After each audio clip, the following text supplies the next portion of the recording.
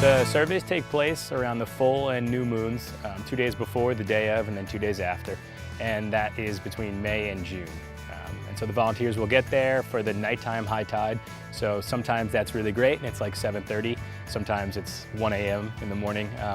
And the volunteers will head down to one side of the beach. And then they use this sort of leapfrog method, and they'll count as many crabs in a quadrat as there are, and then they'll skip over, and then they'll put the quadrat back down, and they'll count crabs in that quadrat. They do that 100 times. So the horseshoe crab is important both ecologically and economically. Ecologically, the eggs from the horseshoe crab are a food source for numerous shorebird species, including some endangered like the red knot. For fish species that we catch, striped bass, summer flounder, the eggs are a critical food source as well.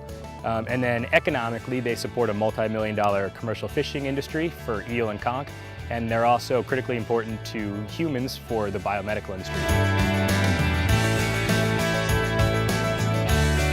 U.S. Fish and Wildlife provides us little white tags that we drill into the shell, the carapace of the horseshoe crab.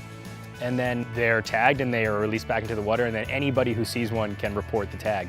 And we do that because while they're really easy to see, while they're spawning, they're up against the beaches. Once they are done spawning, they head off into deeper water, and it's kind of unclear about how far north or south they go or what their travel's like when they're done spawning.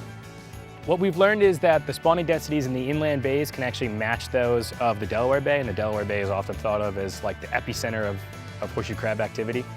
We also recently just published an article in a peer-reviewed journal about the tagging program, and what we discovered there was that horseshoe crabs are sort of segregated into regional populations. So the population of Delaware Bay is sort of between New Jersey and Virginia, and they don't really mix a lot with neighboring subpopulations.